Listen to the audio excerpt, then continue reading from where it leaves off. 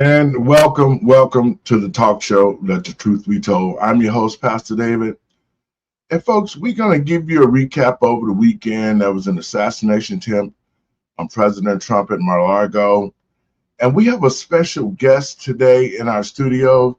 We have Dr. Pamela Denise Long, who is running for the United States Senator position to get rid of that rotten Dick Durbin. So if you ain't got nothing to do, call your friends and let them know you're listening to Let the Truth Be Told Radio. And I'm your host, Pastor David. So come on in.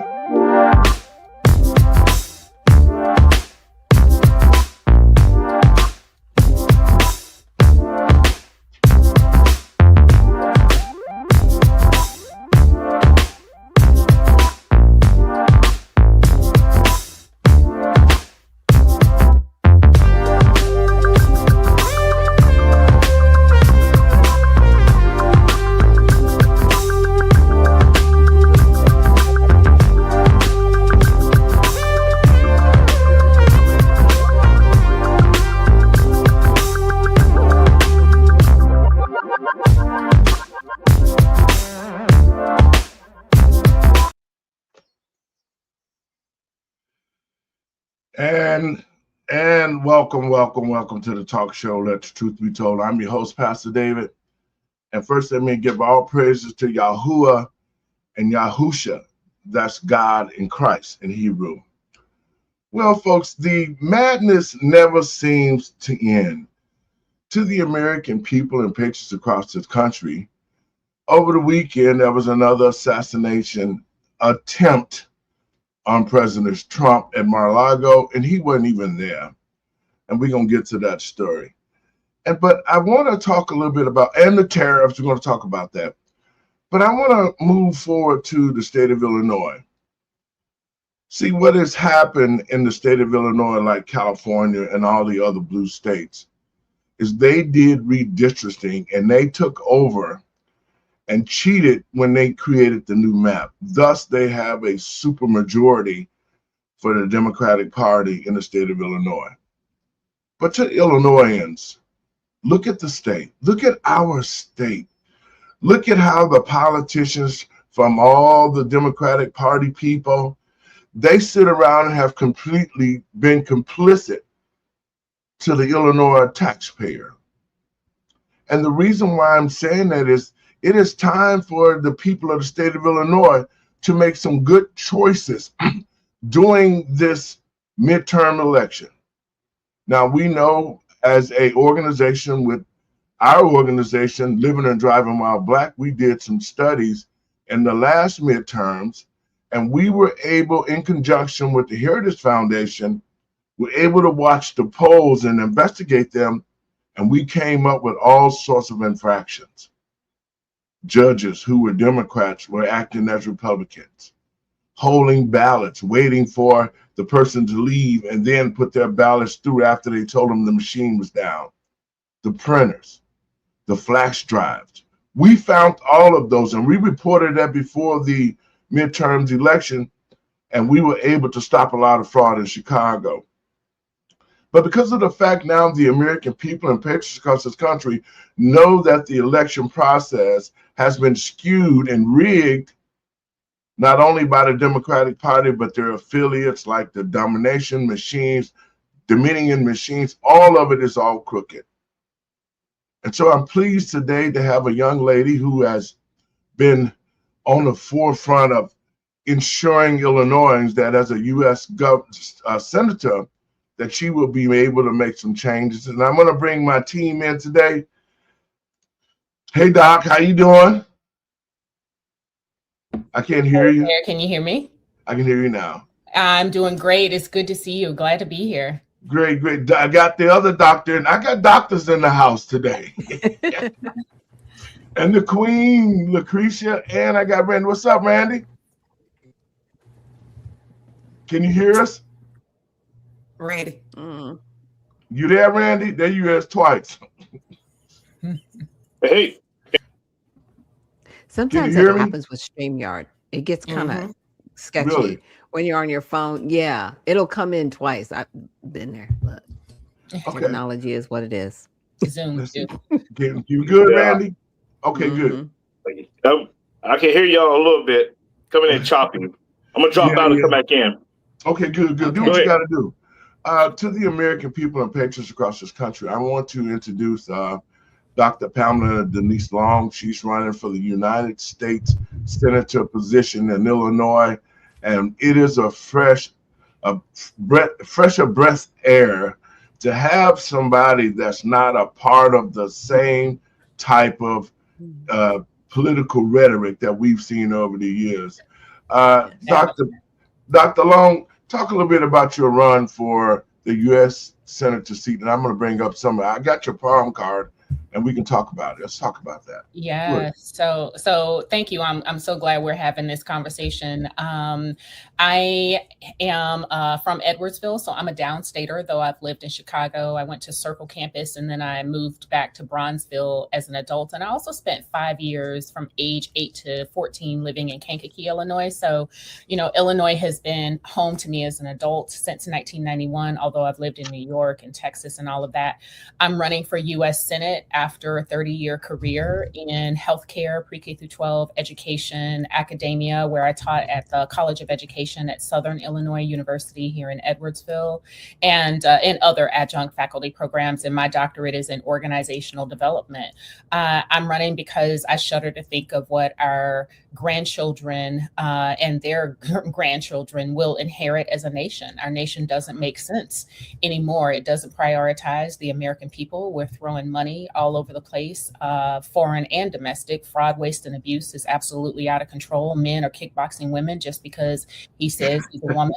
And they're doing a lot of this nonsense DEI stuff under the guise of the legacy Black American experience. So I'm a 7th generation American, and that has to change. There are other policies that I'm running on in terms of cutting health insurance costs. We need to redesign how that works.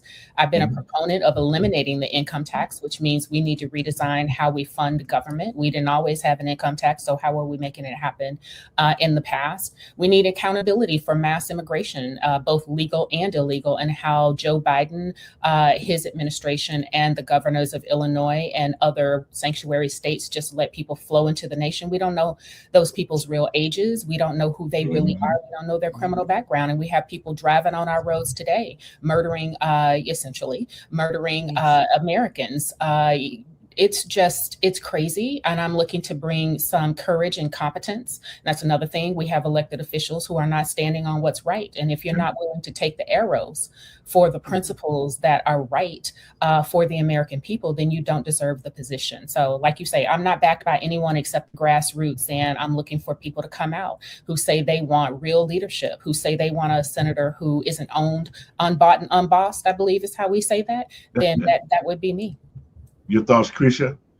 Oh no, I was introduced to Dr. Long through Daryl Brooks, and after that, I didn't get to talk to her. I just talked to Daryl, and then I talked to her.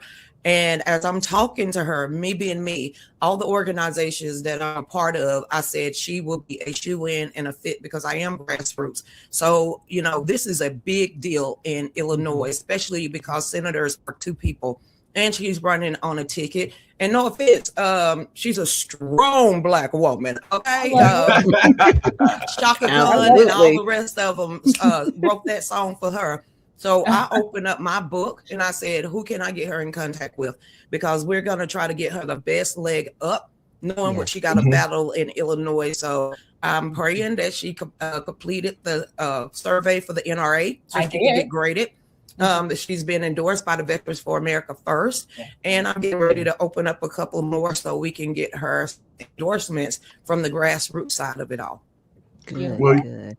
Doc, you want to get in there? Go on. I got the doctors in the house today, boy. I love it. Just a little bit. Yes. Pamela Denise Long, we actually met sometime last year, and I got to drive her to the airport, and it was kind of funny because I was like, I love serving people because you get to know them a little bit better. So I'm grateful that I got the opportunity to hang out with her a little bit, take her to the airport. But I did have a quick question for you. Now, the Democrats are planning basically a walkout similar to the CBC in 1971, but unlike the CBC in 1971, where they actually had a platform, right? I want to say they actually were doing their boycott of the president's State of the Union address based on measures that they wanted to see happen, which was kind of hilarious because a lot of the measures had already happened by the time they did the walkout. So I think it was a lot of pomp and circumstance, and we're here again.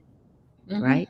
And now they're planning like this whole thing with Joy Reid walking out.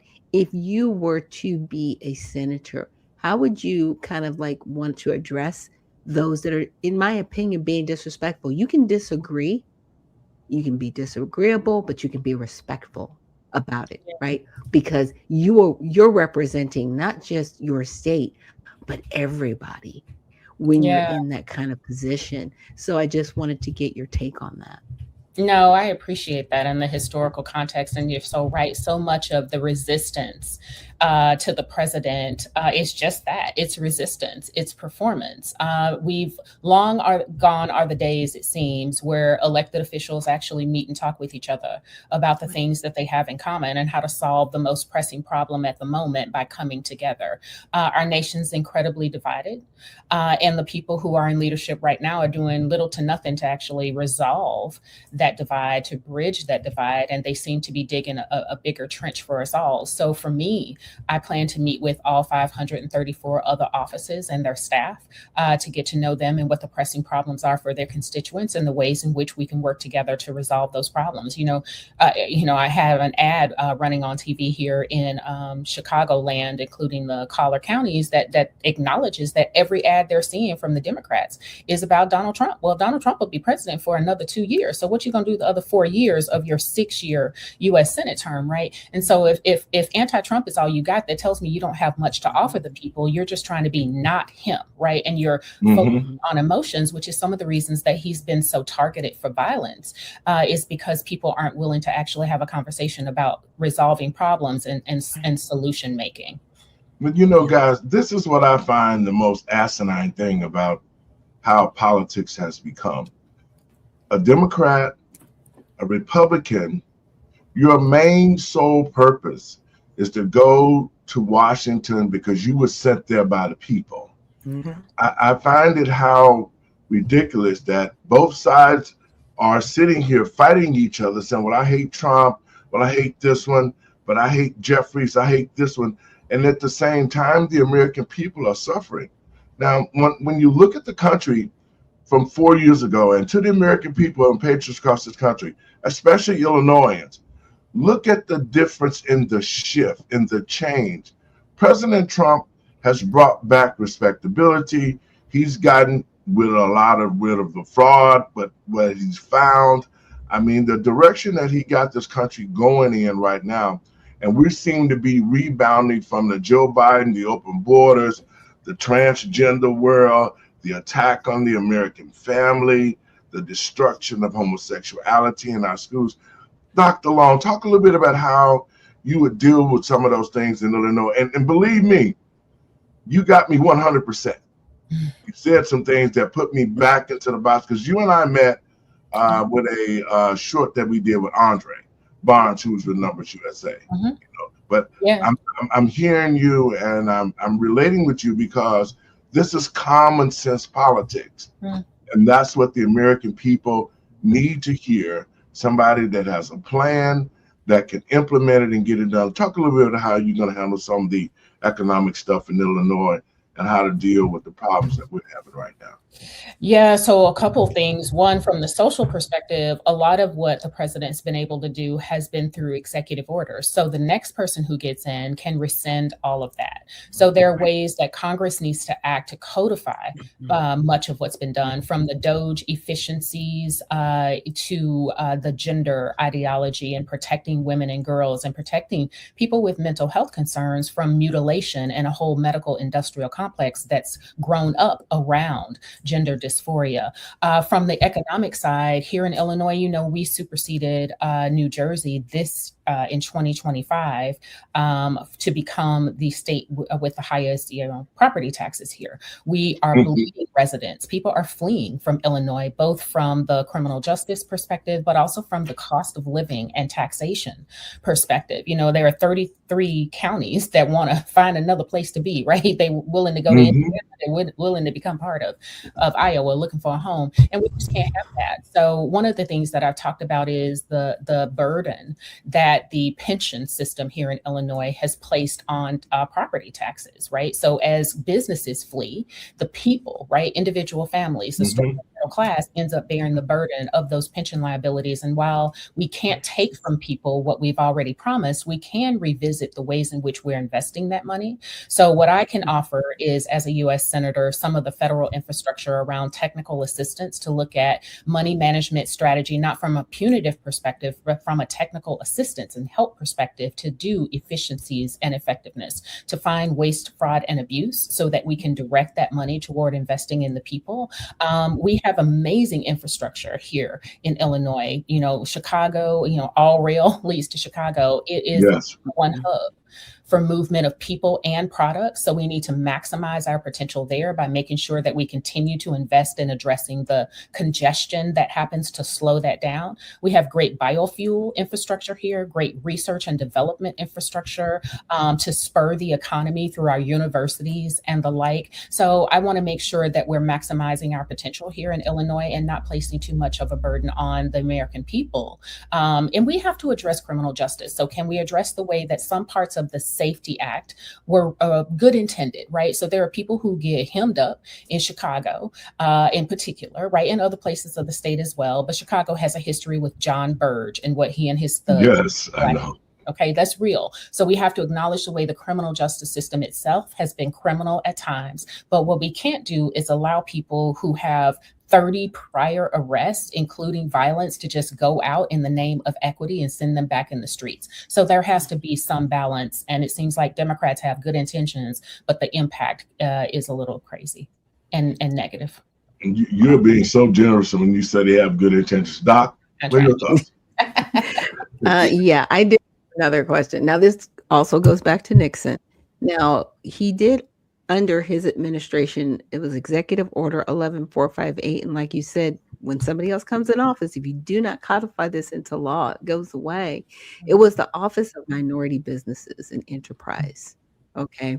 So it went from 13 million in 1969 to about 142 million by 1971. And those were actually Black-owned businesses. Now, what we don't hear a lot from the Democrats is actual freedom from government, right?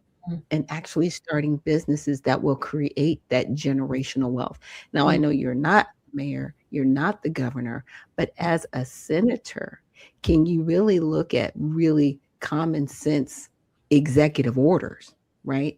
That could actually help in areas like, I'm just saying, Black-owned businesses, because right now there are other communities that siphon off of the Black community, while at the same time people are telling the Black community, why don't you have wealth? Why don't you stand up? Well, move all the regulations out of the way, take out the barriers, and I got to have $10 million in the bank to start a business so I can move forward. But what are some things you can do as a senator to actually bring some of that legislation forth and maybe actually rebirth an executive order that could have been codified into law? No, love. So this ties back to Pastor Lowry's question about economic development. First of all, I'm an advocate for lineage-based and historically and originalism in historical context for executive orders and legislative action. So John F. Kennedy had it right in 1960 when he put forth the executive order about taking affirmative action to make sure that people aren't discriminated on the basis of race. And the reason for that was what legacy Black Americans, as I call it, FBA, ADOS, I'm talking about us, right? Friedman, all the things, that's us that I'm talking about, that we basically receive the full citizenship that we have been denied for so very long, right? That stuff wasn't hundreds of years ago. The last civil rights legislation was signed in 1968. That's 5 years before I was born, right? And so my youngest sibling was born that year. So our children are the first generation in my family to actually not have some type of legalized discrimination against them. That's not being a victim, that's historical reality. And the nation has the existing executive orders and legislation to make it right. So what I would push for is an EO and or other resolution from Congress to acknowledge the original intent of those things, original intent of affirmative action, which the Supreme Court, the conservative justices of the Supreme Court acknowledged that legacy Black Americans are entitled to affirmative action because of the historical harms that we've experienced, not because of race. So I want to make sure that gets codified and acted upon. I want to see a lineage-based investment, which is where I'm suggesting that those minority funds that were set aside for Black Americans and in large measure, legacy Black Americans, and that we return to that we redirect half of that spending toward the people it was originally intended for. And over time, we can pull up to 40 Black Americans out of poverty and save $24 trillion in about 40 to 50 years if we use a seed capital approach. So that's making sure your money is invested in investment vehicles like baby bonds for the next generation, restructuring your debt, making sure that the survivors of Jim Crow actually get a boost in the Social Security that they experience and other things like that, so that we can eventually cut off this. I mean, it's really an open chest for people who can fly over here and consider themselves minorities. And anyone's a minority if they're not a straight white Christian male. You ain't have to put no equity in the nation, ain't have to have fought for it. So that's the kind of stuff that I'm looking to see happen. Krisha? Okay, thank you. Me, I have two of them. Okay, with the Chicago Bears leaving Illinois, that is, I was sitting here typing it in, that generated $629 million from the community. And right now, they're gone. That's going to take away businesses. That's going to take away opportunities. And it's just going to leave a wide gap, especially right there on that property in that structure. What are you planning on doing with that? Or courting some other, I say a hockey team, I don't know, to come back in there, to use the building, to not tear it down, renovate it, to make it a special training. Are you looking at that? And then also, with it being a sanctuary state, not just sanctuary city, but with a sanctuary state. And the President of the United States said he is going to start going after the sanctuary states by pulling back funds from the federal government. How can you help the citizens of Illinois to get their fair share from the government, to make sure all of the social networks and the programs and for the citizens that they get it and not illegals? Okay, so look, if I forget something, let me know. Right. Okay, it's good stuff. Let's start with the last one first. I have been a proponent of defunding sanctuary cities and sanctuary states for a very long time. I don't think I'd heard anyone else say it when I was advocating for it. We cannot have state or local governments that have basically said they're not only are they not going to help implement federal law enforcement, but they're going to obstruct. So that's a big difference. Yes. You can say that you're not going to have your taxpayers pay for federal law enforcement, right? By paying their overtime and all that kind of stuff. But for you to actually obstruct it is a whole nother level of, I would even say, felony.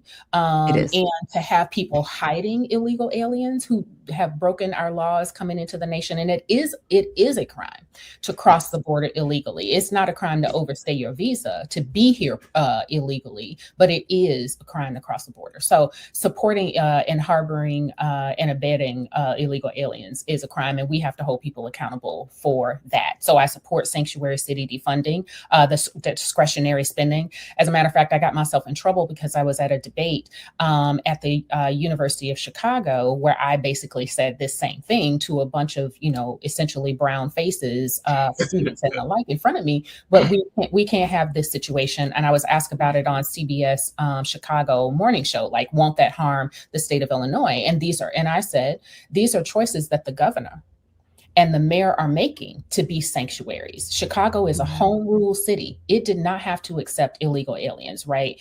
The state of Illinois can repeal that if they want to, right? That idea that the law enforcement here won't help. So these are choices. And if people don't like the idea of being defunded, then they need to vote in a mayor and a governor who won't support sanctuary cities and sanctuary states, because it's going to happen. The other thing that you mentioned about the social safety net, yes, when that happens and it becomes illegal, it also becomes illegal, as I would write it, to actually give any federal funding to an entity that provides funding to illegal aliens. So the way that they're doing essentially money laundering by giving it to an NGO, and then the NGO goes and gives it, all of that becomes punishable. And we need to make sure that the DOJ has a special unit to address that crime. The other element you ask about in terms of the Chicago Bears becoming the Indiana Bears or Gary Bears or whatever is like the bad news It Bears. doesn't even sound right. It doesn't, man. It doesn't. It just don't roll off the tongue like that. So I don't know how the businessman of our governor lost this. And Brandon, I just, Lord have mercy. And so the idea that the Bears were willing to build their own stadium on their own dime, but even that didn't happen. So here's what I think. I think the lease actually ends in 31, right? Do they have until 2031? Something like that. Yeah. Yeah. But that decision's going to be made sooner than later. So what I don't want is for the Illinoisans to be strapped with, I don't want them to be underwater in the deal, but we can't lose the millions, like you're saying, hundreds of millions. So we need a real businessman to negotiate that. I know the president isn't particularly married to Illinois about it, but maybe he doesn't even like the sound of the Gary Bears or the Bad News Bears or whatever, and he'll come in and do something. I know there are governors who are talking about stepping in, candidates who are stepping in right now to try to negotiate that, who are stronger businessmen who are trying to make it happen. From the federal level, I don't know how much as a senator I can interfere with interstate commerce between a private entity and different states who are basically competing for business. What we truly need, Ms. Lucretia, is a leader in the state of Illinois who will step up to the plate, who knows how to get negotiations done, be it the governor or a new mayor, to make sure that we keep our Chicago Bears within the Chicago region. Well, I want to let you know, Ms. Long. I have another concern for you, because Chicago, Illinois is known for corruption, known for mafia, known for drug dealers, gang bangers, if you name it, cartel. Are you kind of setting yourself up with security and everything else? Because we know historically, Black conservatives, Black Republicans in the state of Illinois is like a no-go. And normally most of them have had life-threatening threats, phone calls that is just absurd, or just, somebody coming up and yelling at you. Have you had to deal with any of that yet? And has the full armor of God been perpetrated on you, and you have put on your shield of righteousness? No and yes. So I have people praying for me who've been praying for me all across the state, lifting me up in prayer, texting me about prayer from the moment that I launched my campaign in May. And I appreciate all of it. So yes, all the prayers, please continue. I have not had the negative experiences that you've mentioned. I have had one person attack me online. He's a white guy out of Southern Illinois who took my flyer and put a red X over my face. And I had people in leadership positions call him out because of the way that looks and understanding racial politics in Illinois or in the country, and how that can activate things, right? And called him out on that. He, of course, didn't back down because whatever. And he was particularly activated about my belief in the fact that people who've been injured should, of course, be redressed. That we have a First Amendment right to air grievance with government and to seek redress for those grievances, including non-repetition. And so I have been very fortunate, and I'm knocking on wood, that I haven't had any untoward incidents, and that people in my circle don't have to throw somebody a birthday party that they'll never forget. Well, let me say this. First of all, when you're doing righteous work, you don't have to worry because God is going to allow you to continue to do that righteous work. So you can't have fear when you know that God says that no weapon formed against you shall prosper. And those who do righteous work have the armor of God all around them. And secondly, in 2027, I'm going to be the new mayor of Chicago. Let's cut the chase with the foolishness. The people of Chicago know that we've had mayors that destroyed our city. Lori Lightfoot, Rahm Emanuel. Now we got Brandon Johnson. But it was all done by design. And so to Chicagoans, when Pastor become the mayor, we're going to get rid of all of this foolishness. So the Bears will stay because I make those economic decisions as far as tax breaks, how the city can use the Bears to be able to create more economic opportunities and employment for the citizens. So we'll get Chicago to stay, but I'm hoping that this is just some maneuvering that the Bears are making to be able to get the deal that they want from the city. But that's what happens when you elect uneducated politicians that do not understand economics, nor do they have the mindset to ensure that they're not working for themselves but the people. So in 2027, I'll be the mayor of Chicago, and you will win this senator seat, and we will be able to work together with the new governor, somebody else besides J.B. Pritzker, because Black people, if we already see, especially across the country, we can see that the present day leadership has not been good for the people. You can't expect anything to change going down the road with the same people or different people with the same attitude that it pays to be a corrupt politician. So we are going to have to make a transition from politicians that don't do anything right to politicians like Ms. Long, who's well educated, who understands, who bring a wealth of knowledge to the table to assist the taxpayers, like myself, like Doc, like Lucretia. We're all in positions to be able to make a difference in the Black community and the communities across the country.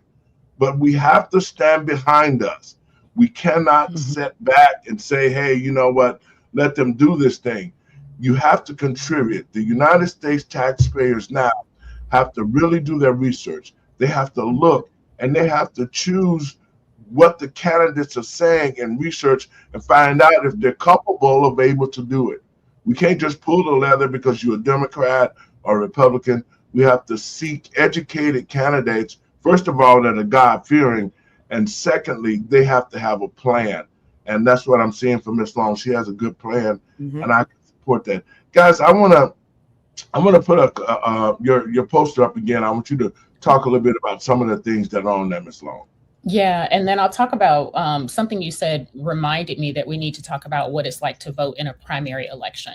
So what you're seeing here is a graphic of my lineage-based investment program, right? I have a whole bunch of other policies that are put forth, and we'll talk about the veterans one too. But what's on your screen right now is a graphic of my proposal of how it will work to redirect $4.1 billion annually from wasteful minority spending, right? We shouldn't be funding a Chinese person who just flew over here yesterday, an Indian person who flew over here yesterday, and have them competing with legacy Black Americans for minority spending. That's just wrong. So we spend $8.2 billion annually on minority spending. I'm suggesting that we redirect half of that, so $4.1 billion toward legacy Black Americans. And on your left, you'll see that I'm suggesting we include Black-owned business development, real estate development, making sure that we have housing grants available, that we restructure debt and have jobs training, right? We have a lot of STEM workers. We're going to get into remanufacturing. We have a lot of AI that we're developing. Instead of developing foreigners and offshoring our jobs over there, let's bring those things home and develop our own people. And then, of course, the baby bonds, to invest in investment vehicles for the next generation. And what you see with the pillars at the bottom or in the center is the impacts of that. So with these different programs, and there are more than just the 4 you see here, but with these different programs, you can see within 5 years through the seed capital approach to minority spending for legacy Black Americans, we can $400 billion and pull 4 million Black Americans out of poverty in 5 years. In 20 years, we could save $7.2 trillion because people will be less dependent on the social safety net. Healthcare costs, the cost of poverty will be significantly decreased. We could pull 18 million Black Americans out of poverty. And then within 40 to 50 years, we could have saved $24 trillion, which is basically the cost of reparations, as economists have estimated. $24 trillion saved and pull 30 million Black Americans out of poverty. And so what we would see there is you would have ownership rather than government dependency, right? People who are trained, their businesses are growing. You would have reduced waste because the money is going is supposed to be going to, right? And then you just have stronger families and stronger communities because there's a solid economic base from which people could launch. And so this is my address to what Black Americans have said is their number one policy issue. It's tangibles, as you may recall, that we got dragged by the immigrant community for demand. And it also addresses the wealth gap that those of us who are legacy Black Americans have, just because, again, Jim Crow ended in 68. On paper, it ended in 68, but everybody didn't start to act right just because they signed something.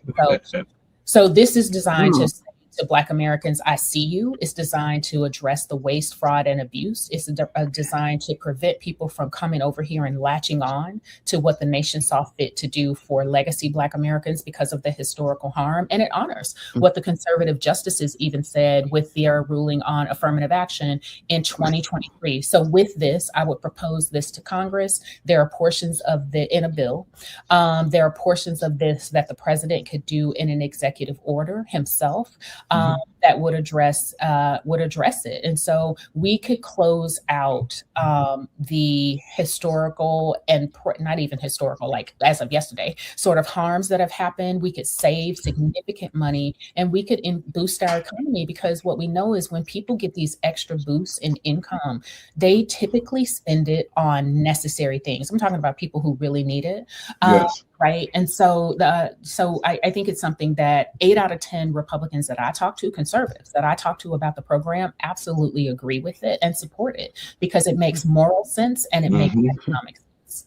Right. Right. Instead of giving people fish, you teach them how to fish. Absolutely. Well, you know, that's the whole thing with our community is that, and we talk about it on the show all the time. How the Black community could become self-sufficient. But what you've laid out is an excellent plan because, see, Black people spend trillions of dollars each year and we don't see any of the money, nor does it reflect in our community. And that's what you have. You have a plan there that over a period of 5, 10, 20 years, the Black community can reinvest in itself and continue to thrive in that manner. And I like the Black ownership. That's one thing that everybody does it in their own community. You know, and I have people say, well, Pastor, when you say Black people should separate from us, what do you mean? Because we're all Americans. And that's true. We all are Americans. But when I mean separate, the Black community needs to have its own economic engine.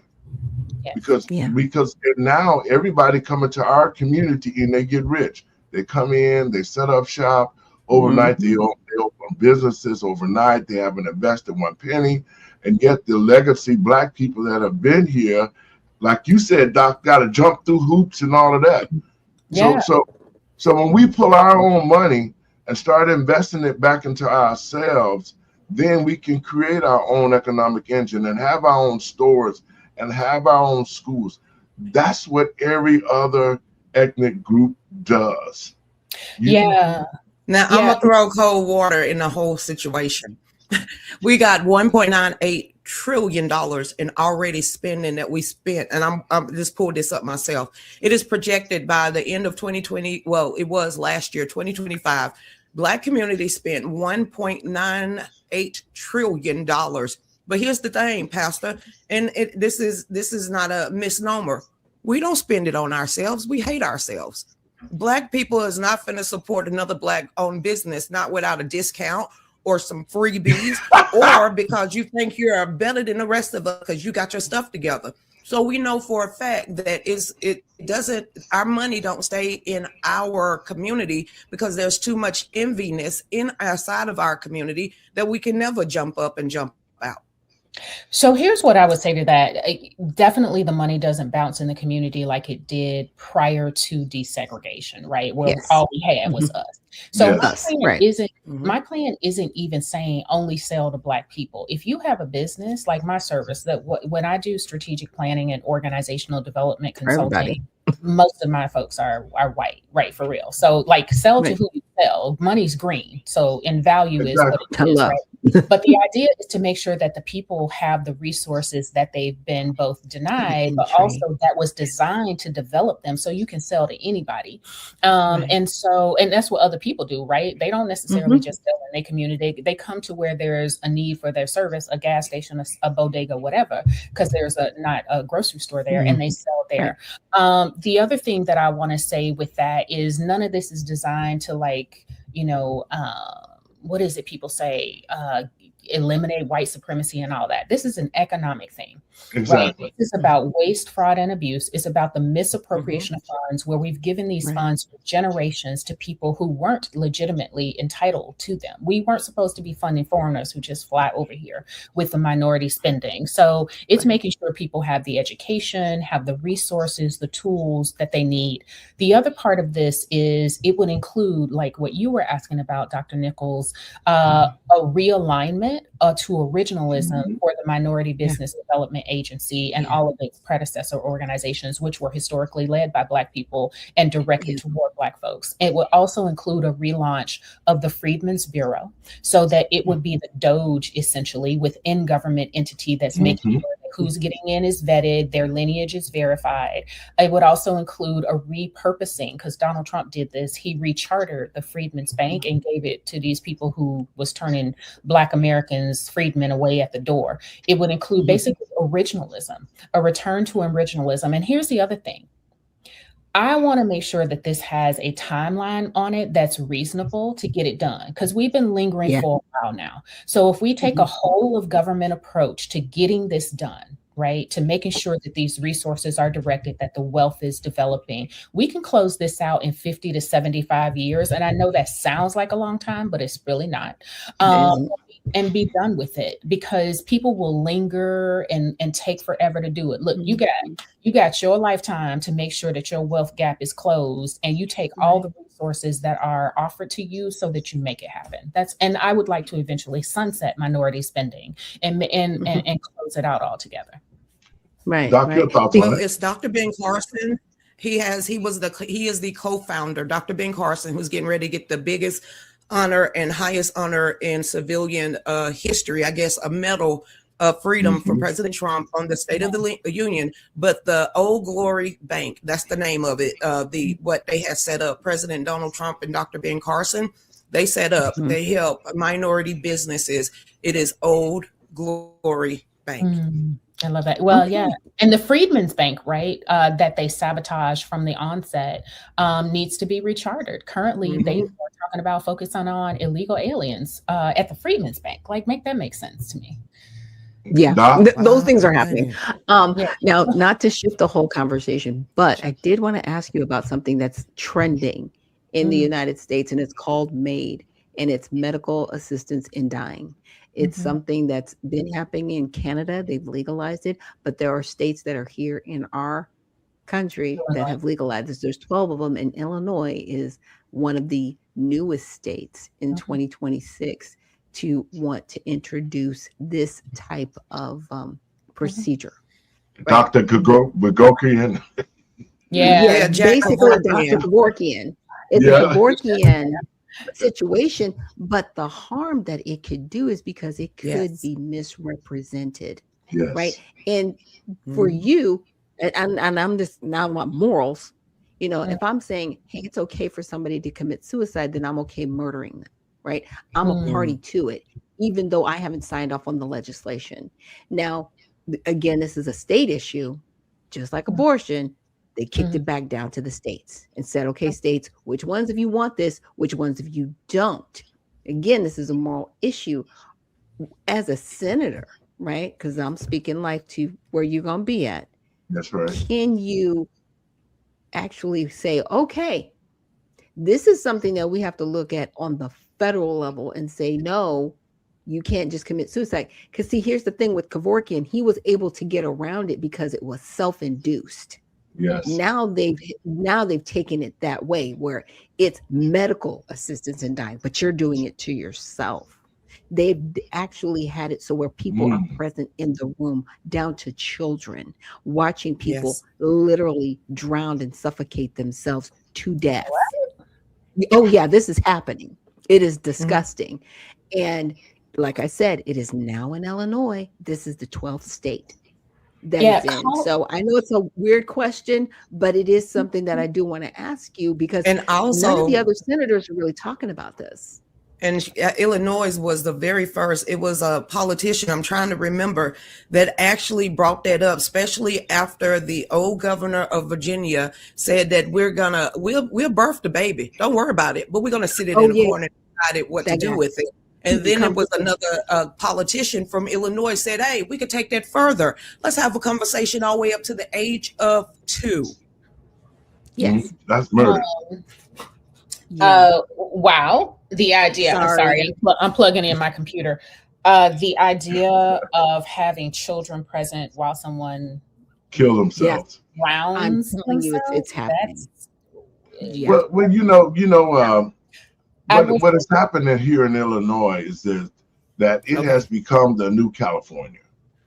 It has become the transgender, homosexuals, pedophiles, child rapists. All of those things have embedded in Illinois, and satanicism, and they've tried to legalize it and make it normal as to where, well, they used to have prayer in school, but now we got all these other things, so prayer don't count anymore. How would you? And I know some people who are trying to get prayer back in schools. What are some of the things as the senator that you could do in order to help along that process to return, religion, prayer back to school? Because with all the other evil entities in the school that our children are seeing, I feel that prayer would create some type of relationship with the great I am, and our children have some type of spiritual base. What are your thoughts? Yeah, so 2 things. One, I want to address your question, and I want to address Dr. Nichols' question. We have to make sure that children who are of faith have the freedom to practice, just like those who are of a different faith or have no religious belief have the freedom to practice that as well, right? So the idea that children who are Christian should be shamed or bullied or have to go into a corner in order for them to pray and to meet on campus and stuff like that, that can't happen, because it is an encroachment upon their freedom of religion. So the idea that we have to accommodate the folks who don't have religion is a problem for me. And the idea that, I think I was talking to one of my friends who's also running for office, and he was talking about why we don't serve pork. And I have to fact check this in school lunches, is because of the Muslim population. So it's like, so for the people who do eat pork, they can't eat it because the kids who don't eat it are the minority. And so we're just overly accommodating, I think. Yes. Is when it comes to circumscribing Christianity's practice and accommodating people who are not. It's like when I was doing my dissertation research, one of the teachers was like, I question if we should celebrate Thanksgiving anymore because there are so many people who, don't. And I'm like, yeah, we're not changing our culture just come in and assimilate, and you ain't got to participate if you don't want to do it. Exactly. Right, exactly. Nobody's forcing you. And so there is the freedom of religion idea, and there's the idea that we are not supposed to have a state religion. So we have to be mindful of the Right. Constitution when we get into that. And what I would say is children who are religious need to have the same freedom to practice as those who aren't or of a different religion. Dr. Nichols, to your point about this assisted suicide, I'm familiar with what's going on in Illinois around that. I am pro-life. And so what that means for me is I don't, abortion has been returned to the states. I can't see myself participating in one. And I've told the young people in my family, never fear that your baby will definitely be accepted. I'd rather have a child, right, than to have you go through that experience of terminating a pregnancy. It's the baby's body, not yours. You just happen to be the mammal, right? The person who can carry Right. a child. You're the host.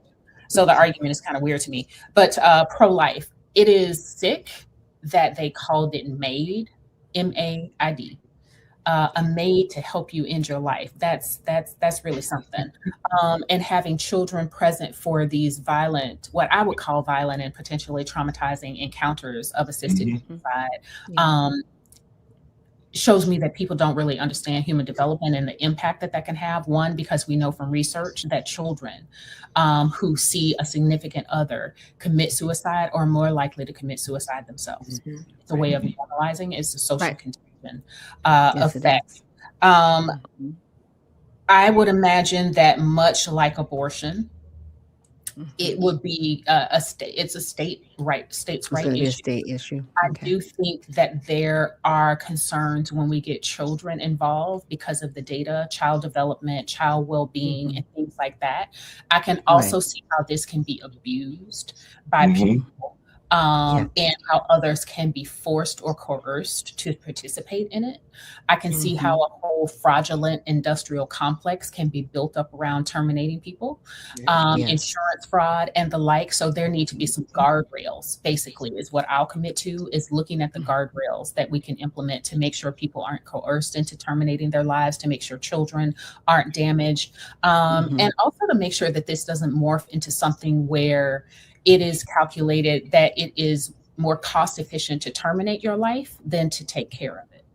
Yeah, because that's happening in Europe, where they will take people who have Down syndrome or who have other deficiencies. The eugenics movement really on that leaning, and they are convincing people that this is better for you to do. And so to your point, it is that coercion, but it's wrapped in, you would be better off. Compassion. Yeah, it's wrapped in compassion. And that's the cell, right? So yeah, we have to make sure that we are nurturing life, both in terms of it being carried in the womb and born, but also walking on the face of this earth. So there are a constellation of things that we need to do. Mental health concerns are significant in the community broadly for variety of reasons, but we need to address those things while always having high expectations, but recognizing that many of our citizens are lonely. We are disconnected as a community. We don't know how to. You remember how people used to sit on the porch and then walk across the yard and chat with each other, and the kids used to be directed, even if you're 5 blocks from home. If you start cutting up or something happened, Miss Johnson was going to handle that business, right? You gonna get a whooping. Okay, maybe both of them for real. So we need to get reconnected, and I think the president and leaders, both at the federal, state, and local levels, have a role to play. First of all, in making sure that our communities are safe. There was a time where we could play out in the dark and we was pretty assured that we were going to come home, right? And also just setting a standard where we get reconnected eyeball to eyeball. I think I was looking at something, a meme came across my social media that showed how couples met from like 1952 to present day. And online was 0 for a long time, but now online is how most people meet, and family and college and all of that stuff is least. So there's just so many crises, I think, of identity and connectivity that we have to address. And we all have to be called to action to do it. Senator Long, DEI.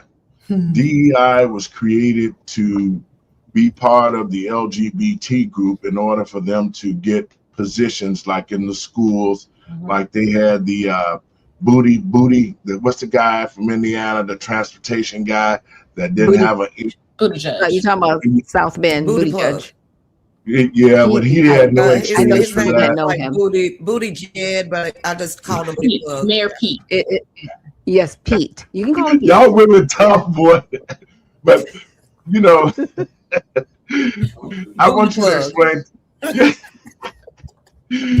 I want you to explain to see what a lot of Americans don't understand, especially Black Americans. When they created affirmative action did not address the issue. But what affirmative action did was secured that there would only be maybe 1% of Black people who was going to be hired, but they demanded 10% of the workforce to be not Black, but minorities. And so the fact that other minorities like women and Hispanics and everybody else were able to get the positions before Black people, and Black people thought that this was a great program for them, but they found out that it is not at all. So affirmative action was rebranded and added to DEI, division, equity, and inclusion. Talk about that and how you would be able to deal with it, because it has not been conducive for the Black community at all. Talk about how you could make a program like DEI a good program, and if not, what would you do to take care of a DEI? Yeah, so I think we have to acknowledge that the concept of DEI and affirmative action have been bastardized, co-opted, and taken over, right? Yes. So John F. Kennedy's affirmative action was in order to basically tell all federal agencies to take affirmative action to ensure that that people were not discriminated against on the basis of race in economic and educational opportunities. That's where the affirmative action thing came from. And it was particularly geared toward Black Americans, because Mexicans who were here at the time were considered white. They're white by treaty, Treaty of Guadalupe Hidalgo. So they've been white since 1848. They did not experience Jim Crow like we did. And this want that they're coming up with is more like white people fighting against white people about who's really white.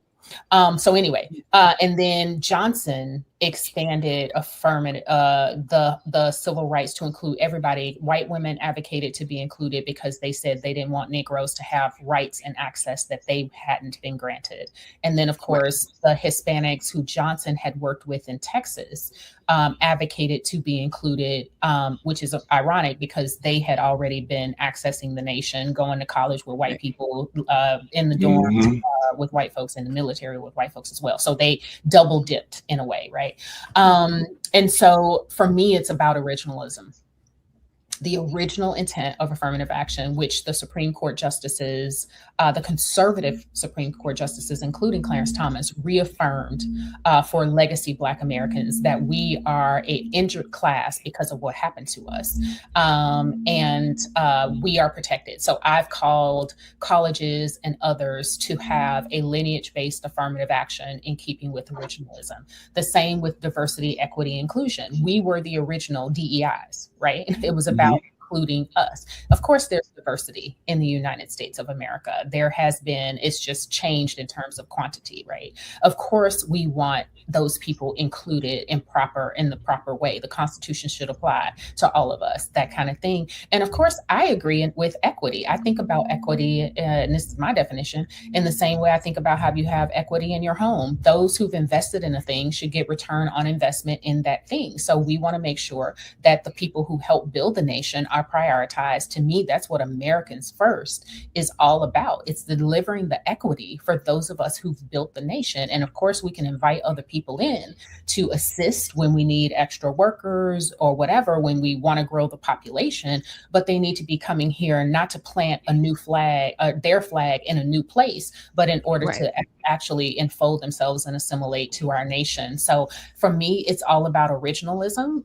The same for the birthright citizenship of the Reconstruction era. Now, you can't convince me that Thaddeus Stevens and the people who bled and died across this nation, right, for civil rights, for and human rights and constitutional rights for American Negroes, intended for someone from Japan to come over here pregnant, pop out a baby, and that baby compete with me and my grandchildren. Like, you can't convince me now. We're saying that, right? That's not what it's for.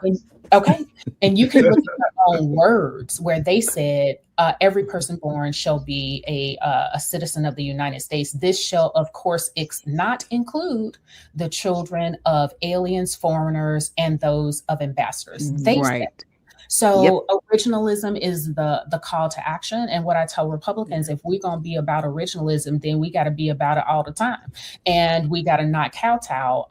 And so that's what I'm pushing for. What you'll see with my Birthright Citizenship Act of 2027, which is reaffirming the original intent of Birthright Citizenship Act of 2027, is to codify that understanding as an actual bicameral resolution, meaning a law and or a resolution where Congress is affirming that original intent. And that will actually undergird the president's executive order, where he is saying we can't be issuing birth certificates to birth tourists and all of this kind of stuff that confer citizenship to their babies.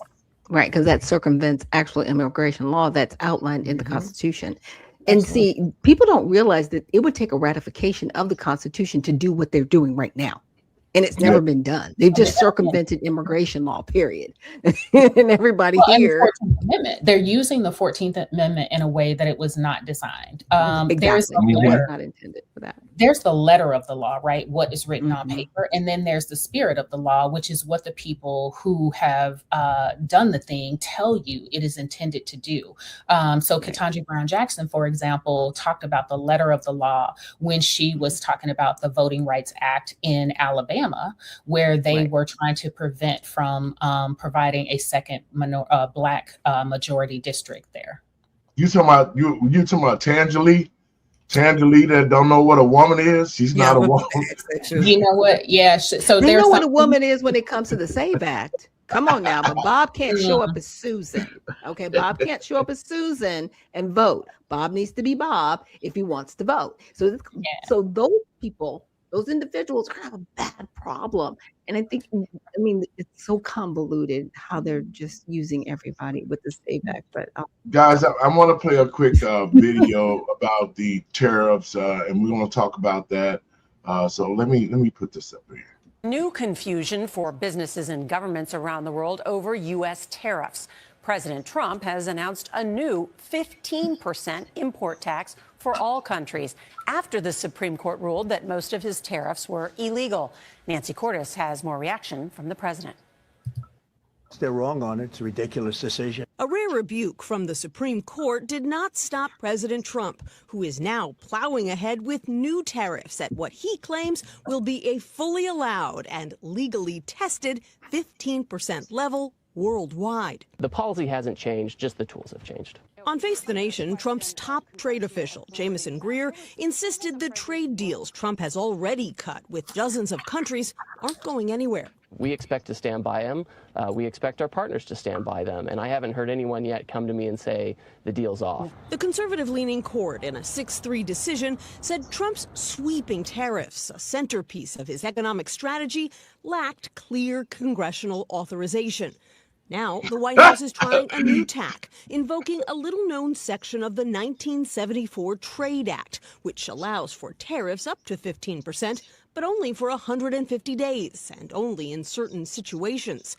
New York Republican Mike Lawler said it's a short-term fix at best. I think it's going to be incumbent on the administration to sit down with Congress to determine the best path. On Friday, Trump called conservative justices Neil Gorsuch and Amy Coney Barrett, both of whom he nominated, embarrassments to their families. And he suggested, without proof, that they had somehow been corrupted by foreign interests. They're very unpatriotic and disloyal to our Constitution. There's still a lot of confusion.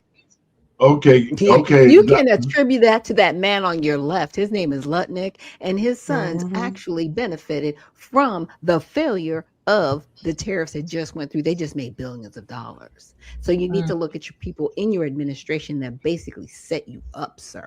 Like, this is where we're at. We're still Well, dealing with swamp creatures. well, the fact of the matter is that it wasn't a issue of the tariffs itself, but it was the procedure that it was administered to the court. So that's not really a major thing to deal with. Dr. Long, your thoughts on this, and how would you handle this as a U.S. senator? Yeah, so as I understand the powers when it comes to implementing tariffs, that they are authorized by Congress specifically. I will have to look at the trade agreement details and how this 15%, like the causes of action related to that, if that can be done by the president and he has to get authorization within a certain amount of time, or if this 1974 Trade Act allows the president to unilaterally impose tariffs for this temporary period of time. Because, you know, when he, for example, some of the laws require pre-authorization by Congress, and some of them allow the president to take executive action, right, for a period of time. So I have to look at both. I do appreciate what the president is trying to do, and I think I have advised folks connected to the administration to do a better job of public relations and communicating with American people what the goal is with the action that they're taking. What I see is he is trying to make sure, first of all, that there's fairness in our trade, because we have given a lot of jobs away to other places with these various trade agreements. And there's also the idea that as we are reshoring jobs to the United States to produce more of what we consume, we're also wanting people to decrease their reliance upon foreign source goods, right? So people have to understand that these aren't just arbitrary decisions, that they are part of a constellation of efforts that have to happen in order for us to redesign how our economy works. And I'd love the administration to paint that picture better. And I don't know who makes those decisions from a public relations perspective, but I hope they get on that, because we're resilient people, right? Like we survived through the Depression, right? You ration, you figure it out. We're not even close to rationing level, right? Most of us got more clothes than we even need. We, you know, all the things. So, but he needs to paint the picture. It's going to take a while to remake this sausage, and it's going to hurt and look messy before it gets better. And I think the American people can handle that. Lucretia? I think with, okay, go ahead. No, go ahead, Doc. Oh, I was going to say with some of the tariffs, what has been brought up is the fact that Congress gave some of their power away to the president during that time. So that might be something you want to look for when you're researching. I'm just saying, and this is kind of the pitfall that he walked into in advisement, and Lutnick is responsible for that. And I'm telling you, they benefited off of it, made billions of dollars off of it. And so these are things that still need to be looked at. To your point, the administration has had some trouble with really effectively communicating what they really want to do for the American people, because it always gets trounced upon. Yeah. And if Trump's doing it, people get triggered no matter what. Exactly. It doesn't matter. I've never understood I never understood why we paid more to export our stuff, and we basically don't put anything else on foreign trade into our own nation, and why we are always the pocketbook for the rest of the world. I never understood any of that. So when Trump came in and said, you know what, tariffs on you pay your fair share. We're sick of giving you all these incentives, and American citizens are the one that's footing the bill. I appreciate it. I was waiting on a 1776 check. But when it comes to Lutnick, the reason why Trump need to get rid of him after what had came out of the Epstein files and the list that too, and how he would emails, he should have been let go last week. But that's just me. Oh no, that too. That too. Yeah, the Epstein situation has been really enlightening about people in power, how they seem to operate with impunity. They don't think they're going to get caught because they're all in it together, right? So who's going to? Because if I tell on you, then I'm implicating me, right? So it's this mutually assured destruction kind of stuff that's going on. That has to be addressed. And I frankly do appreciate the folks who were persistent in making sure that those files get released. Because if you are out here trafficking and abusing boys, women, girls, all of it, you need to be addressed, and you don't deserve. I'm sorry. I question your ability to, I question your right and legitimacy to have that kind of level of authority. And you know, also deleting the files. So I haven't looked at it yet, but I need to look at the law to see if there is actually any repercussions or consequences of the files being deleted online. So far, they've deleted over 500,000 files that were initially put online. Well, you know what, guys? It's so much of, and I talk about this on other shows. This is also a spiritual war because there were 3 former presidents who got together during the height of Joe Biden's opening the borders and allowing for the immigrants to come in here and try to take this country over. Bill Clinton, Barack Obama, and George Bush hired a private plane company which allowed illegal children separated from their parents. 385,000 children were brought over from countries with what those presidents did, and they disappeared. Now we have to really understand and look at the picture in the totality. Epstein probably ain't dead, okay? He probably Allegedly, ain't dead. we need to throw that in there. We don't want to get a lawsuit. Okay. Allegedly, well, you know, we'll send some dogs to find him. Right. You're talking about Pizzagate that went down. Oprah Winfrey is part of this. The Clintons are part of it. I mean, the name goes on for those politicians who lied and who went after Trump and says, oh, Trump got to be the main character. And yet they're the main characters. I mean, what is going to happen? What they going to do? That's my thing. You made a lot of noise about it. And everybody see now that most of the Democrats and Republicans that was on this list that participated in this type of activity, what's going to be and what's going to happen to make things right. I know. Go ahead, Lucretia. What we're going to do is do just like Scotland Yard is doing, because Scotland Yard, the Interpol, and all these different nations that are starting arrest, starting prosecution and everything else, it's going to make the American government look bad. And Pam Bundy, either she's going to get up off her patookies and she's going to start doing something that is substance, or they're going to let them all escape. But wait a minute, allegedly. We're waiting on Bill Clinton and also Hillary, and they should be testifying on the 26th and the 27th. So I'm gonna be all up in their grills. I mean, exactly. I'm gonna be nosy.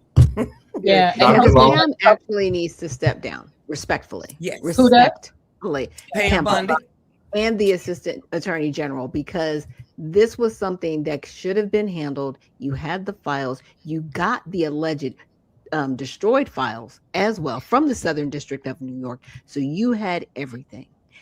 There's a lot of people that need to just step down. Like, don't get fired. Step down respectfully and let somebody handle this. You know what I'm saying? Just pass the baton respectfully so we can carry on about the business of the people. Dr. Long? So I think there are a couple things going on in terms of what's going to happen. There need to be investigations.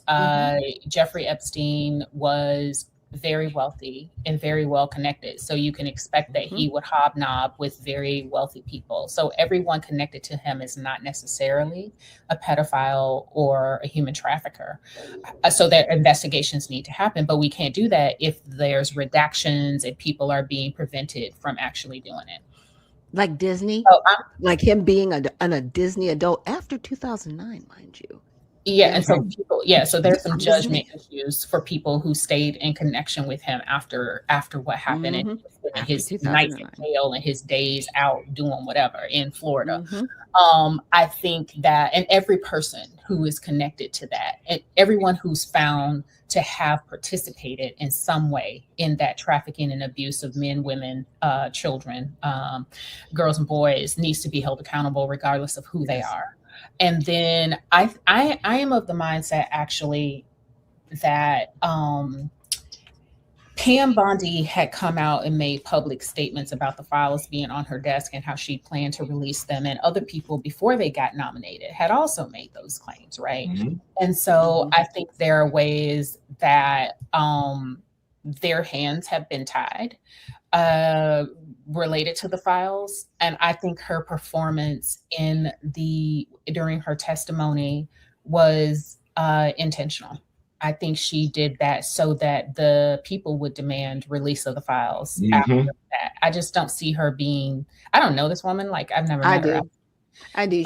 She was a co-counsel in support of Pfizer. She is not a friendly to the American people. She has botched things that she should have not botched. There should be people in prison right now just in violation of Title 8, Section 1324 on its face. There should be 6 governors in jail right now, along with the mayors that are supporting these sanctuary cities. Period. There should have been depositions and grand jury testimony done to date. It's been over a year. But is she operating?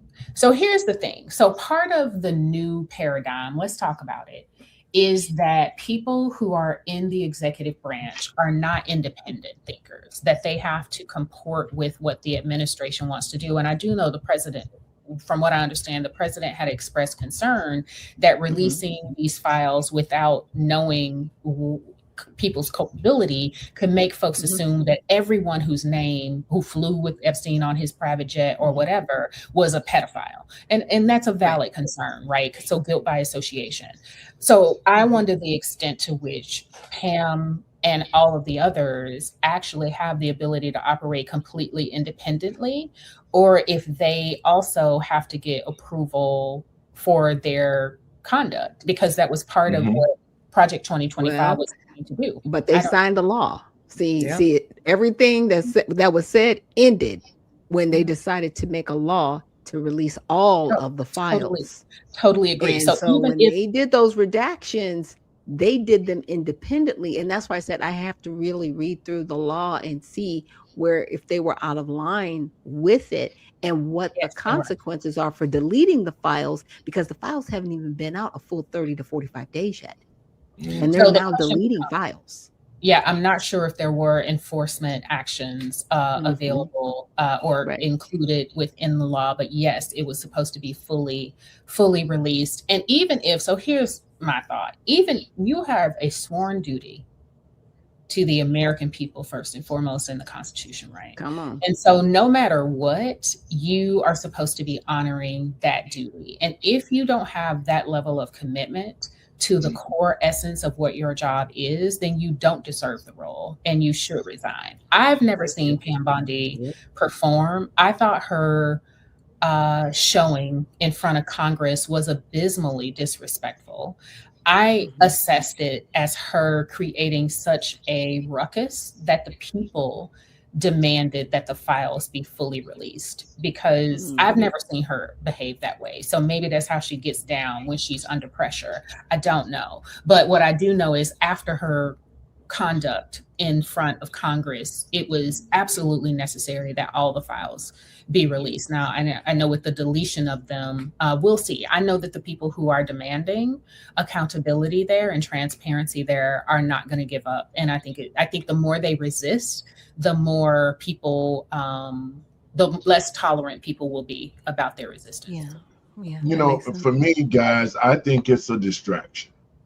I think it's a distraction for the simple fact is we got all this corruption going on in the blue states like Minnesota, Ilya Omar, Tim Walz. You got Brandon Johnson they should be locked up already. J.B. Pritzker. All of these politicians who have violated federal laws should be locked up. That's what Pam Bondi should be focusing on. All of this illegal stuff that is already in our face that she should be doing. The Epstein files mean nothing, and it means nothing to the American people if there's no follow-up actions and people aren't being arrested for what they did. Because it's not going to make any sense. This is what I tell people. It's no longer a distraction because God made us to multitask. It's only a distraction to low educated, low IQ people. The Epstein file, I've been following that for the last 5 years. So everybody on my show still talking about it while we're picking other topics and focusing on everything else. So if you're a female, you can't get distracted. We cook the bacon, we go make the bacon, we take care of the kids, and we do everything else. This is not a distraction. Look, we make the eggs last so they're not cold. Thank you. Look, come on. Trump trying to get them to shut up about it. But at the end of the day, if nothing happens, okay, so all these terrible people have done all these things. Mm-hmm. At the end of the day, if they are not prosecuted or put in prison for what they've done, so you feel it's a performance. You feel I feel like if it these is. people, I feel like this. If these people were there and they committed these crimes with these children, they need to be locked up. That's what needs to happen. It's our That's job the to bottom put line. pressure. It's our job to put pressure on our Congress to bring these people forth, right? Because the people that haven't gone forth are the people who actually committed the crimes, and they know who they are in these files. Even if they're redacted to us, they know who they are, and they can bring them, and they can actually petition for the FBI to investigate them, and they can petition for these things to go before a grand jury. Okay, Maybe So that's what I'm waiting for now. Maybe they're waiting on Scotland Yard. We're not voting for you if you don't bring these people down. You're not going back to office. Well, with Stammer, the prime minister, it can happen. Of You break it up, England look. at the UK is in trouble. He's getting ready to get. Oh, I want to hear what she's saying. Is it Me too. Yeah. They have Lucretia, already you're breaking up. Lucretia, can you hear me? Okay, there we are. Okay, Stammer, who is the prime minister of UK. Yeah, There I'm you still go. here if you can hear me. He's getting ready to get arrested. He gave insider trading inside of from the UK and America. He gave it to Epstein. So he's in trouble already. The prince or the former prince. Ain't nobody skating. So I think it took someone like a Scotland Yard and Interpol to actually be the first one to start arresting these people. And now we got these two big fish. These ain't no small fries. The ex-prince is not a small fry. Stammer, the prime minister of the UK, is not a small fry. So if we have to, it takes another outside country. Actually, these people, you're going to start seeing it in the United States too, especially with Bill and Hillary Clinton. I'm waiting on them next week. Well, you know what? But we have to threaten. I'm sorry, we have not threatened, but we have to tell members of Congress, we are not sending you back to office unless you do your job. And you've got a chance to do your job. The midterms are coming up. We do not see arrest. If we do not see people coming before Congress and going to prison, you're not going back. Well, you know that. I mean, that's it has to be that level of you can't be put back in office and let this stuff keep going on. It just can't happen. That's the whole thing that I'm concerned about because, you know, we come out with all of this corruption. We come out with all this whole pedophilia thing, and ain't nobody went to jail yet. And we know that it's in high places. We know Barack Obama was there. We know Hillary Clinton and so many others were there who participated. Now, you know, Trump was there as well, but he was acting as an informant to the FBI. People don't know that. And so he reported it. But those who are now sitting back, relaxing, like the Obamas, Big Mike, and all the others who have all the others who have participated in this type of action with children, my thought is there needs to be arrest. They need to be taken down. Whatever they did and participated in this, they need to be held accountable for it because there are standards and moral ethics that being a political leader that you have to abide by. And so many of those have been violated today, guys. I'm gonna play this one clip. God is great. It's great, Doc. We got to come back. We're gonna have to make sure that we have you back on here because you're so well versed and I love the knowledge that you're putting out there to our people. It's something that much needed because people don't hear it from the grassroots level like we bring it. You know, people, a lot of the podcasts is not as knowledgeable as we are as our panel. And they don't ask the right questions. We're gonna ask you the right. I guess you already know that. Yes, I love it. This is the nuance. This is the sophistication of conversation that we need to be having across the nation. First of all, you're bringing. So I appreciate it. So I want to get your thoughts on this. Over the weekend, that was a man who was at Mar-a-Lago. Now, he had a shotgun and some gasoline. Now, I did a little research on this guy, and it found out that he went missing for a couple of days. And the people, anyway, let me play this clip and we'll talk about it. We're on top of more breaking news this evening. A Moore County man was shot and killed by the Secret Service and a Palm Beach County deputy at President Donald Trump's Mar-a-Lago overnight. Trump was not at the resort when this happened. Investigators identified the suspect as 21-year-old Austin Martin. The Moore County Sheriff's Office says Martin was reported missing by a family member at 1:38 a.m. At around the same time, Martin was shot and killed by those Secret Service agents and the deputy. Investigators say that Martin was carrying a shotgun and a gas can when he entered the secured perimeter at Mar-a-Lago. That's when he was approached by those law enforcement agents. He was ordered to drop those two pieces of equipment that he had with him, at which time he put down the gas can, raised the shotgun to a shooting position. At that point in time, the deputy and the two Secret Service agents fired their weapons and neutralized the threat. The Secret Service agents and the deputy involved in the shooting are currently on administrative leave pending an investigation. While the FBI is looking into things down in Florida, there is also a search underway at a home in Moore County. This video right here from Drone 5 shows a number of cars outside of an address that's linked to Martin. WR's Kirsten Clark was in Moore County all day and shares what she was able to learn. Authorities say Austin Martin lived in a home here on Swinehart Lane, a private road in Cameron. It has become the center of attention in this tight-knit community as the FBI investigates Martin's background. Drone footage captured from overhead the remote and heavily wooded property where Martin lived. You can see several cars parked outside of what looks to be a large shed with the house a few yards behind.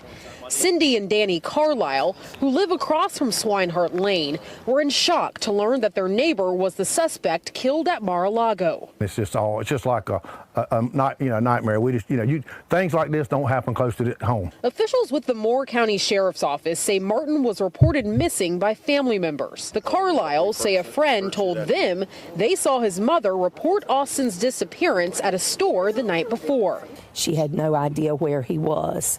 And so, like I said, she was very upset, and she just made the comment that she had gotten a text from him, saying that I'm okay, I love you. This flyer was widely shared online, displaying a picture of the 21-year-old with a description of his car and height. It notes that he was last heard from on February 21st, just before 8 p.m. According to an AP report, Martin was described by family as quiet and even afraid of guns. Martin's cousin, Braden Fields, reacted to the news with disbelief, saying, "I wouldn't believe he would do something like this. It's mind-blowing. He wouldn't even hurt an ant. He doesn't even know how to use a gun." He said Martin worked at a local golf course and would send money from each paycheck to charity. "We are big Trump supporters, all of us, everybody," Fields added. Martin's actions a mystery for many as the search for a motive continues. We're still working to learn as much as we can about who Martin was and what led him to go to Mar-a-Lago armed with a gun and a gas can. We'll be sure to bring you more information as soon as we have it. In Moore County, Kirsten Clark, WRAL News. Okay, Doc, I'm going to let you start first. I know you're ready. Go ahead, Doc. No, I was going to say it's very interesting. He looks very similar to the other shooters that had attempted to unalive President Donald Trump. And I guarantee you he's going to be on some type of medication. He might end up being a pony bro. He's going to be somebody who's just not, he doesn't look the part of it, but he's getting the blame for it. And the fact that there's no footage of him, but there's footage of the gun and the gas can, but there's no footage of him. That doesn't make sense. I can't. There's cameras everywhere. You know what I'm saying? Mar-a-Lago is like Fort Knox. Why aren't there pictures of the vehicle? Why aren't there pictures of somebody walking up, even if it's grainy from front, behind, side? There's all kinds of lighting. It makes no sense. It just really it says to me psyop. I'm sorry. It says psyop to me. Until I have more proof that that young man was actually there, this is all a psyop.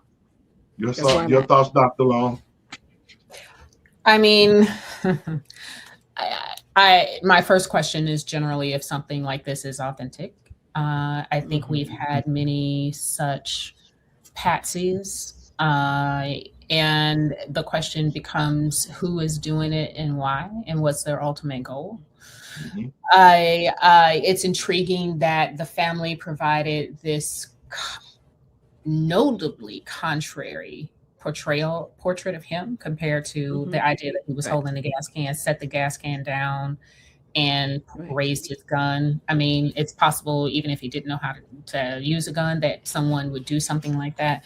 What's the motivation? I think I'll avoid speculation until more information is shared about his social network. I'm sure they're going to release info about his devices, what he's posted in social media profiles and on these, online networks where all these shooters seem to be congregating together and getting radicalized, allegedly.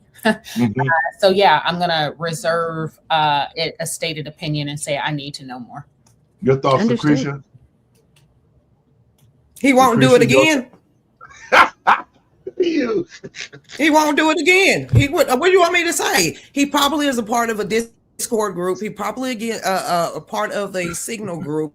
And I hope the parents don't blame themselves. After the age of 12, stop trying to wonder. That dude was 21 years old. He knew right from wrong. You should not be anywhere near Mar-a-Lago with a gas can or a shotgun, knowing everything is going to happen and what would happen. So I don't blame the cops. I don't blame Secret Service. Dude, you should not have been there. You shouldn't have had a shotgun and you shouldn't have had a gas can. You are a straight threat, and they neutralized that threat. Only people that I feel sorry for and I feel bad for is the parents. Now they're going to try to blame themselves because a 21-year-old man didn't know right from wrong. Well, and they're going to have the whole 2A conversation again, so be prepared, Lucretia. Because that's what's next. You know what I think is because looking at it through a spiritual lens, anytime that something happens and it get close to people being exposed, like Hillary Clinton, like a Barack Obama, like a Oprah Winfrey, it seems like somebody makes the sacrifice. Like Alice Purdy in Minnesota. They continue to close in on the corruption. And just as soon as they get close, you have an Alex Purdy. He's out there. He ended up getting killed. The other lady, Denise.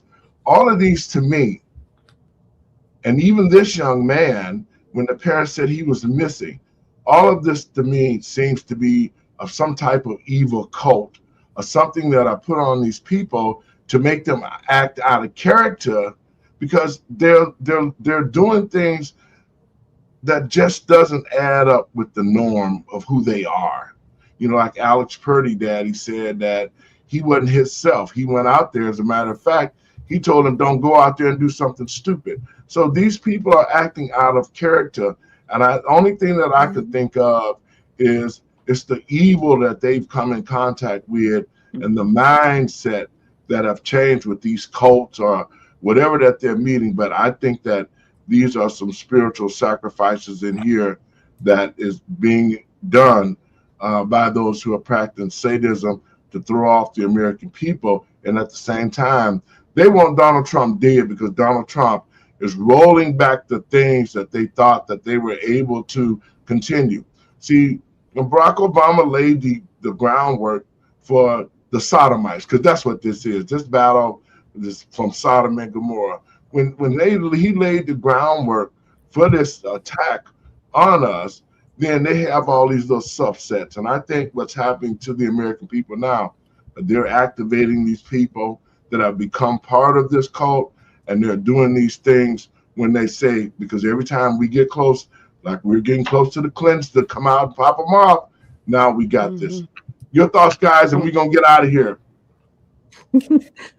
I think that there are a lot of things that happen to maintain power and to quiet those who oppose the underhanded things, and nothing would surprise me. Literally nothing would surprise me at this point, right? Everybody should rewatch The Manchurian Candidate.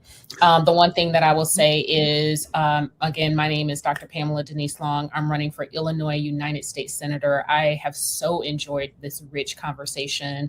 Dr. Nichols, you know I love you and appreciate all that you have done. Lucretia, you know what? It has been a pleasure with all of your support, and I continue to look forward to working together. Pastor Lowry, thank you for opening up your show, your platform, your panel, your friends to me and my run. The election day is March 17th. It's St. Patrick's Day. It's 3 weeks away, essentially. I am asking every Illinoisan to go out and pull the Republican primary ballot.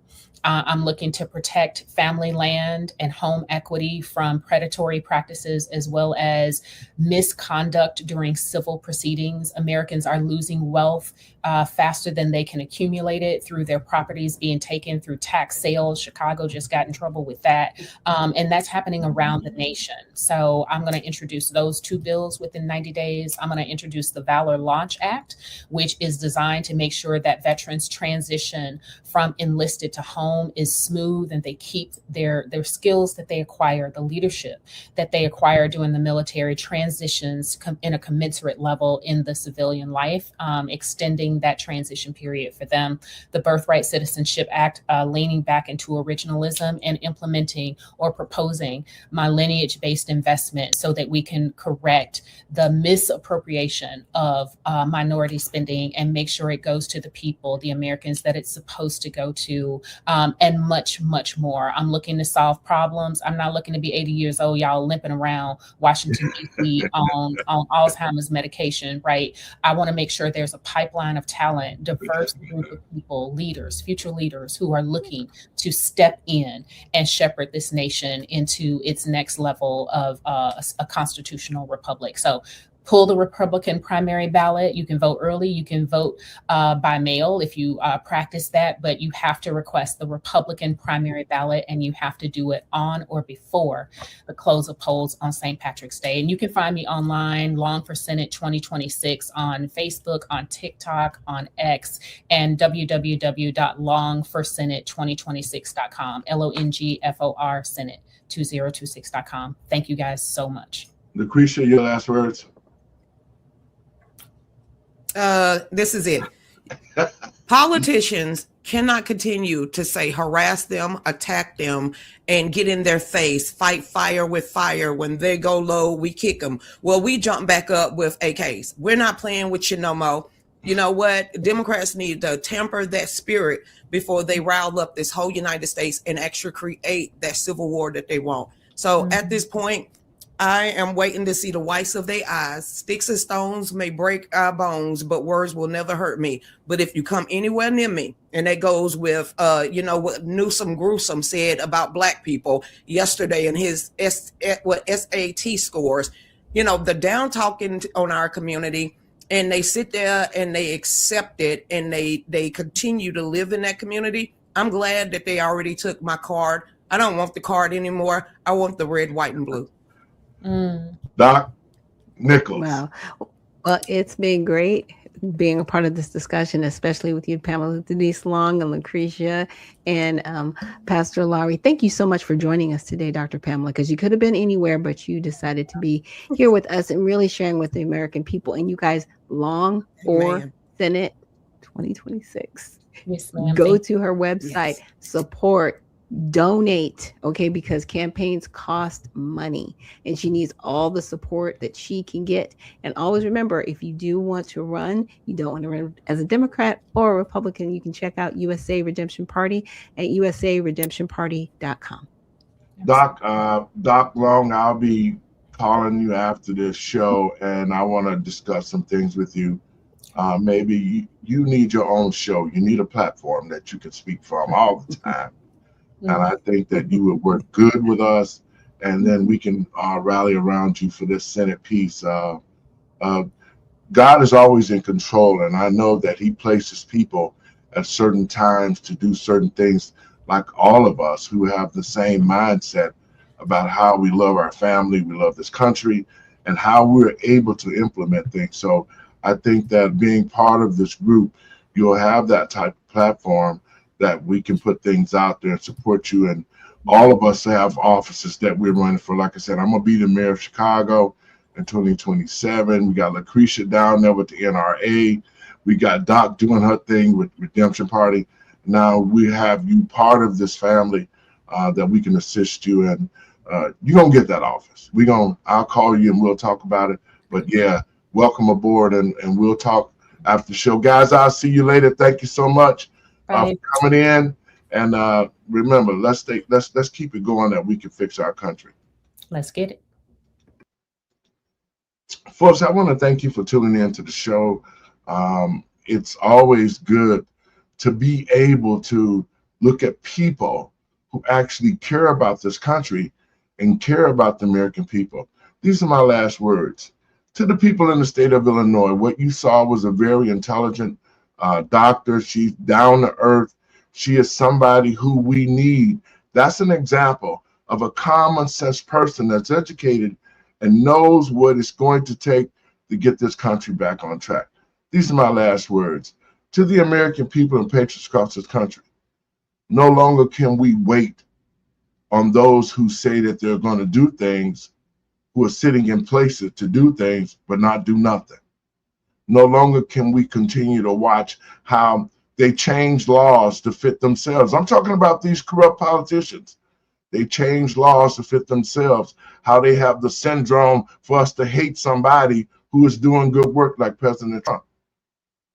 So it is our responsibility as the American people and patriots across this country to make good decisions on who we elect and who we allow to get into our space and in our country.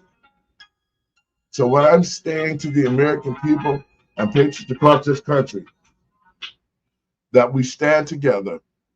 Let's take a look at these candidates like Dr. Long, who bring a wealth of knowledge and common sense so that we can stand together as one America to make this country great again. I want to say that God bless you, and I look forward to you guys going out to vote for Dr. Denise Long so that we can make this country great again. God bless you, and peace.